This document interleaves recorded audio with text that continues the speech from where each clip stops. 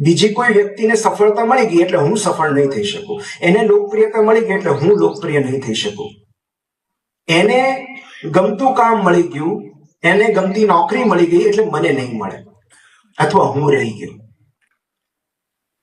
Growth mindset ધરાવતા લોકો એવું વિચારે છે કે આ જગતમાં બધું જ અમર્યાદિત છે, વિપુલ માત્રામાં છે. તક, રોજગાર, સંપત્તિ, સફળતા, લોકપ્રિયતા બધું જ વિપુલ માત્રામાં છે અને સૌને મળી રહેશે.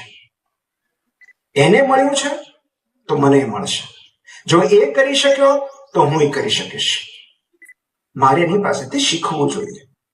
તો ઈર્ષા કરવાને બદલે જ્યારે તમે કોઈ વ્યક્તિ પાસેથી પ્રેરણા લો છો, એ ગ્રોથ માઇન્ડસેટ છે. જ્યારે તમે કોઈ વ્યક્તિને કશું મળી ગયું છે એની ઈર્ષા કરો છો, એનો મતલબ એમ કે તમે એવું ધારી લીધું છે કે તમને નહીં મળે. તો એ ફિક્સ માઇન્ડસેટ છે. માટે અભિગમ પણ એટલો મહત્વનો છે. અને જ્યારે તમારી પાસે ત્રણેય વસ્તુ હોય, જ્ઞાન, કૌશલ્ય અને અભિગમ, તો તમને કોઈ રોકી શકતું નથી. માત્ર રોજગાર મળી જાય, વહેલો રોજગાર મળી જાય સારી બાબત છે કે તમે 12th પાસ કરીને તમને જોબ મળી ગઈ, ફાઇન. પણ આજથી 5 વર્ષ પછી, 10 વર્ષ પછી તમે શું કરશો? એ સ્કિલના આધારે તમે કેટલી દૂર સુધી જઈ શકશો? માત્ર એ સ્કિલના આધારે, માત્ર એ કૌશલ્યના આધારે. તો એ સમયે જો તમારી પાસે જ્ઞાન પણ છે, તો એ જ્ઞાન અને કૌશલ્યની જોડી તમને વધુ આગળ લઈ જાય છે, તમારી તક વધારી દે છે, તમારો સ્કોપ વધારી દે છે, તમારી આવક વધારી શકે છે, તમારું પ્રમોશન વધારી શકે છે. તો હંમેશા જ્ઞાન અને કૌશલ્ય બંનેનો ભરોસો રાખીને ચાલવું, માત્ર કોઈ એકના ભરોસે ના રહેવું. મારે જ્યારે આજે પરીક્ષા અને પેરેન્ટિંગની વાત કરવાની છે ત્યારે મને એવું થયું કે હું તમને મારી જ વાત કરું. અને મને એવું લાગે છે કે જે મારા જીવનમાં જે ઉથલ પાથલ આવી જ્યારે હું 10th 12th ની એક્ઝામ આપવાનો હતો ત્યારે, અને જે કંઈ હું શીખ્યો છું એ બોધ હું તમારી સાથે શેર કરું. કારણ કે આપણે સામાન્ય રીતે કોઈકની ભૂલોમાંથી જ શીખતા હોઈએ છીએ. તો અમારા ક્લાસમાં 9મા ધોરણમાં એક વિદ્યાર્થી હતો, ચિન્મય કરીને, બહુ જ હસમુખો, હંમેશા હસતો હોય, ક્યારેય ફરિયાદ નથી સાંભળી મેં એના મોઢેથી. અને આમ ભણવામાં ઠીકઠાક, હા પેલું ફર્સ્ટ સેકન્ડ થર્ડમાં જે રેન્કર આવે, તેજસ્વી તારલાઓ, એવું નહીં, પણ ઠીકઠાક ભણી લેતો, સારું વાંચી લેતો. એટલે 80-85 માર્ક્સ કદાચ આવતા હશે, એટલે પર્સન્ટેજ મને યાદ નથી. પણ હંમેશા એની એક બાબત મને ગમતી કે એની સેન્સ ઓફ હ્યુમર બહુ સારી હતી, એની રમૂજ વૃત્તિ બહુ સરસ હતી. અને એકવાર એને મને બહુ હળવાશમાં એક વાત કીધી હતી જે મને આજ સુધી યાદ છે. કારણ કે ત્યારે હું અમારા ક્લાસમાં પહેલો નંબર આવતો મારો, ક્યારેક વર્ગમાં પણ પહેલો આવતો, ક્યારેક ધોરણમાં પણ પહેલો આવતો. તો ત્યારે મને ચિન્મય એક વાત કીધી હતી કે મારા જેવા વિદ્યાર્થીઓના કારણે તારું મહત્વ છે. જે મને ત્યારે નહોતી સમજાય કે અમારા બધાના માર્ક્સ થોડાક ઓછા આવે છે ને એટલે તારું મહત્વ છે. જો અમારા માર્ક્સ તારી જેટલા આવી જશે ને તો તારું કોઈ મહત્વ નહીં રહે. અને કેટલી સાચી વાત છે કે હું સ્પેશિયલ ત્યારે એટલા માટે હતો, હું ત્યારની વાત કરું છું, અત્યારે નથી કરતો. હું ત્યારે સ્પેશિયલ એટલા માટે હતો કારણ કે ક્લાસમાં એવા પણ વિદ્યાર્થીઓ હતા જેના એવરેજ માર્ક્સ આવતા. હું માર્ક્સ એવરેજ આવતા એમ કહું છું, વિદ્યાર્થી એવરેજ હતો એવું નથી કહેતો. તો જેના એવરેજ માર્ક્સ આવતા.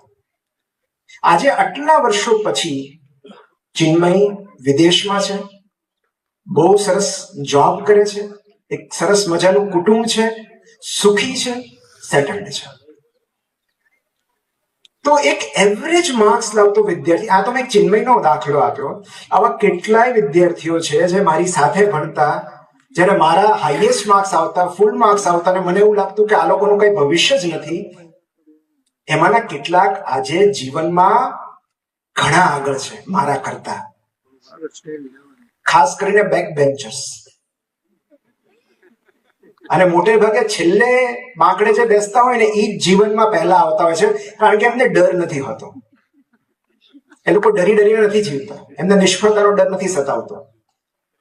તો આવા તો કેટલા બધા બેચમેટ્સ મળે છે જેને મેં રાઇટ ઓફ કરી નાખેલા. મને એમ થતું હતું કે આના મેથ્સમાં 100 માંથી 40 માંડ આવે છે, આ જીવનમાં શું કરશે? અને એમને જીવનમાં એટલી સફળતા મેળવી હોય છે, એટલી પ્રગતિ કરી હોય છે, ત્યારે મને એક વાત તો ખાતરી થઈ જાય છે કે આ નિશાળના માર્ક્સ અને જીવનની પરીક્ષા બંને અલગ બાબતો છે. જીવનમાં જે કંઈ પણ પૂછાય છે બધું અભ્યાસક્રમ બહારનું હોય છે, અને રેન્કરને કોર્સની બહારનું કશું આવડતું નથી હોતું. તો એ બધા જીવનની પરીક્ષા માટે તૈયાર થતા હતા.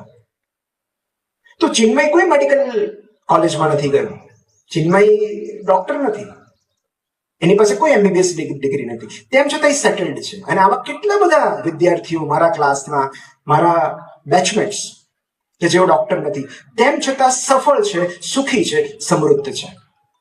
કારણ કે કોઈ એક અભ્યાસક્રમમાં પ્રવેશ મળી જવાથી કે ડિગ્રી મળી જવાથી સુખ કે સફળતાની ચાવી નથી મળતી.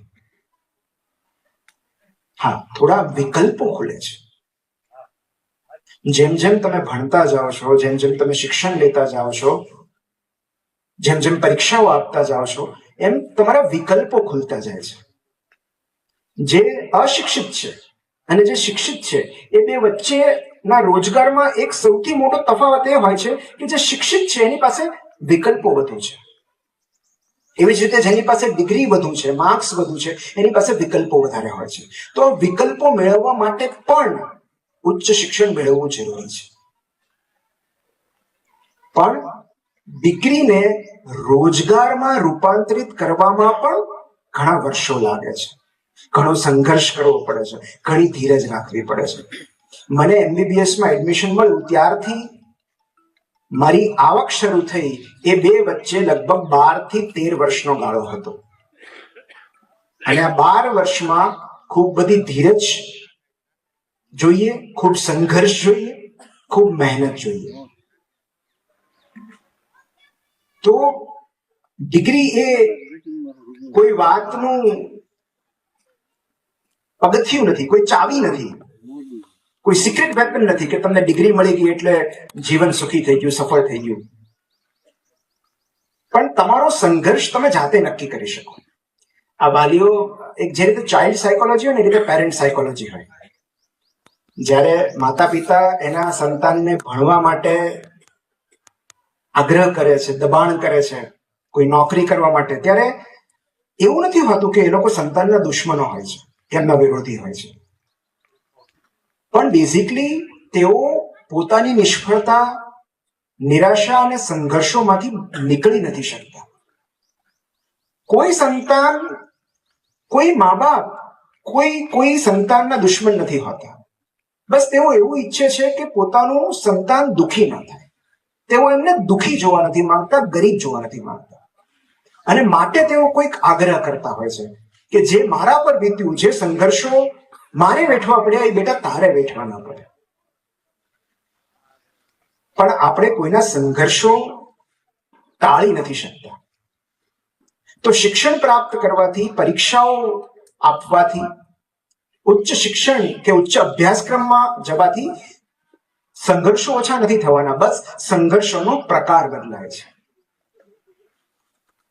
તો આપણે કેવા પ્રકારનો સંઘર્ષ કરવો છે એ આપણે નક્કી કરવાનું છે. સંઘર્ષો કેવા પ્રકારના હોય છે એની વાત મારે તમને કરવી છે. કે જેમ મેં હમણાં ચિન્મયની વાત કરી, તો મને મારી યાદશક્તિ અને એકાગ્રતા સારા હતા. ઈશ્વરની કૃપા હતી કે મને યાદ રહી જતું, હું એકાગ્રતાથી વાંચી શકતો, મને ભણવાનું ગમતું, શિક્ષકોના પ્રિય રહેવું ગમતું, શિક્ષકો પાસે ખાસ સમજવા જવું ગમતું. તો મને ભણવામાં, અભ્યાસમાં ક્યારેય એવી તકલીફ 10મા ધોરણ સુધી નથી પડી. 10મા ધોરણમાં બહુ સારા માર્ક્સ આવ્યા, અને ત્યારે હું લગભગ જીવનને જે રીતે આપણે મૂલવવું જોઈએ, જે રીતે જેનો જીવનનો રસ નિચોડવો જોઈએ, એ રીતે હું પણ બધું જ કરતો. ઇત્તર વાંચન કરતો, કવિતાઓ વાંચતો, પાઠ વાંચતો, પુસ્તકો વાંચતો, બીજા બધા પાઠ્યપુસ્તક સિવાયના, ક્રિકેટ રમતો, મેચ જોતો. તો ત્યારે ક્યારેય ભણવાનો ભાર નથી લાગ્યો.